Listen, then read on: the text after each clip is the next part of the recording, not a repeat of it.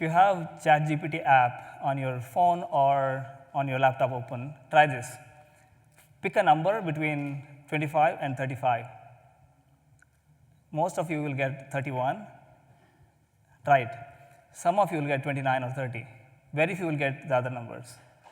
The reason is that these frontier models are trained to generalize, right? They train on a variety of data, variety of domains, but they try to stick in the central of the distribution. This is relevant in this talk. We'll get to that in a minute. Last year, I was helping an insurance company build their agentic system. And the agent was supposed to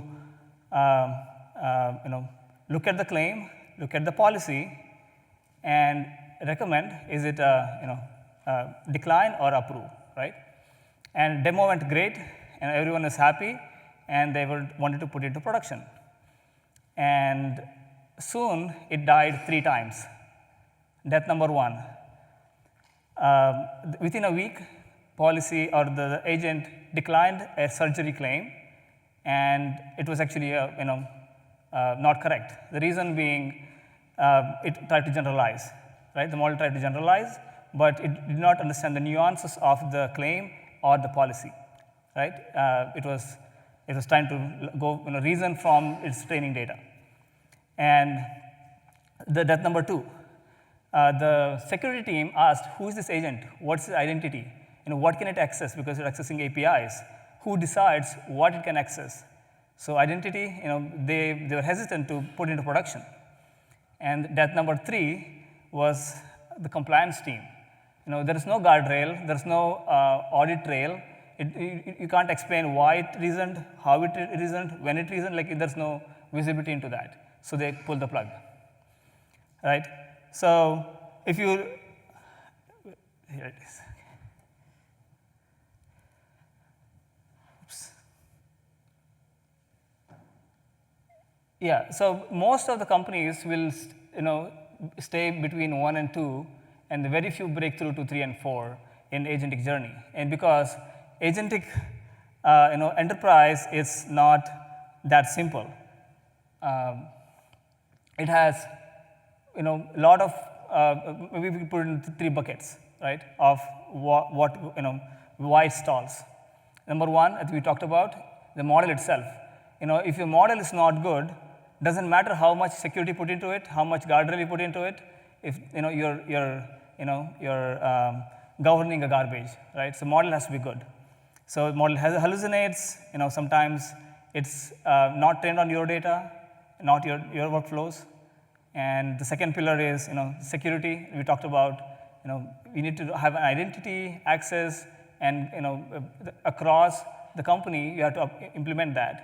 And it's not easy because different companies or different organizations have different rules, different systems. It's not easy to implement company-wide policies. And also the governance, right? The compliance team won't agree if they can't trust the model. Or you put a guardrail that you can trust, right? So there are different 3 buckets we can think of where they struggle to break through to enterprise level adoption. Now, to go to an enterprise level adoption, you have a lot of systems in place. If some of them fail, their whole agentic system fails. So on the left side, you have the governance layer. That's where our partners like WSO2 comes into picture, and then they can help. And if you look at the right side, you have the agentic systems, which is the core of it, and the foundations, which is the model, your observability, evaluations, things like that. And then and across it is your knowledge base, vector database where you can extract the knowledge, then feed it to the model and the agents, right?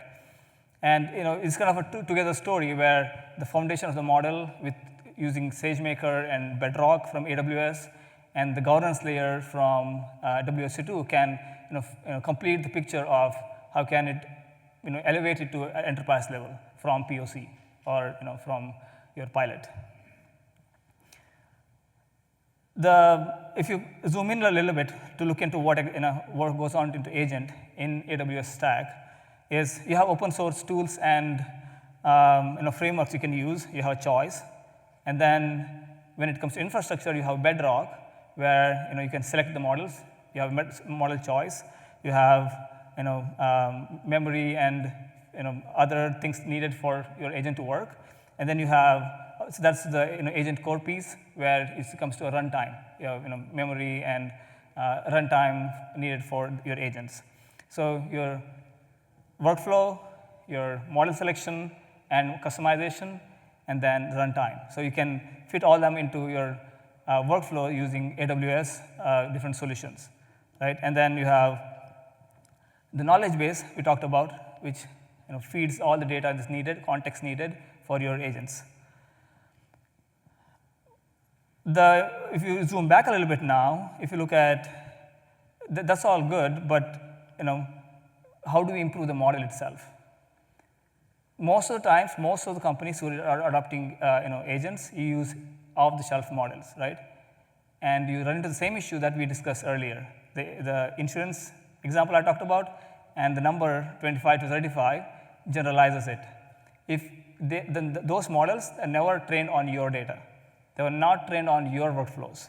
They don't understand your terminologies, right? Well, then you can say, well, I can use RAG or vector database to feed that information into the model, then I'm good. Well, let me give you an example. Let's say you are a math PhD, and I ask you a biology question. You don't know the answer because you're not an expert in that. Well, now you go to pick up a book, biology book, go to page number 20, you have an answer, and you read it out. Well, you can say that I found the answer, but you just read the answer, but you did not reason through, you don't understand what it means. Same thing happens in agentic system or AI or LLM as well, right? If you're not trained on your data, and you feed in the RAG, all it's doing is taking the fact and repeating back to you without reasoning, because it's not inherently in the model. So if you train the model with the knowledge of your organization, your workflows, your terminologies, that is almost getting you, now you're getting a PhD in biology, right? So that's the difference there. So that's why I think customizing the model is important, so that all the things you do after that, which is your guardrails, your security, your governance, becomes meaningful. And that customization can be a big spectrum. Some of them can be very small fine-tuning with a few hundred to 1,000 samples fine-tuning. Your model can learn that new terminology or workflows. Sometimes maybe you're generating a new protein model for folding.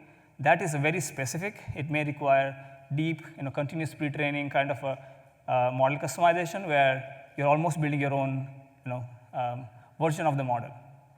So depending on your use case, you fall in a spectrum, but model customization is important so that you can build your model or agents which gets higher accuracy. Another good example is you might use, you can say, Claude Opus 4.7 is great. I'm going to use it for my agent. It's good for POC. Why? Because probably you're doing 100 queries. But if you put it into production where there's 100,000 queries coming into that model, your finance officer is going to come running at you. Like, we can't provide that much budget because you run into your token limits so quickly, right? So, and then you probably need a smaller model to do one task really well. So the path, customize the model, fine-tune the model, which does one thing really good. Maybe it's a database query, right? SQL, all it does is query the database, get the output. Then you can fine-tune a small model and very cheap and cost-effective, but still performant. So model customization is a big part of the model, going to enterprise level maturity, but I think a lot of companies miss that.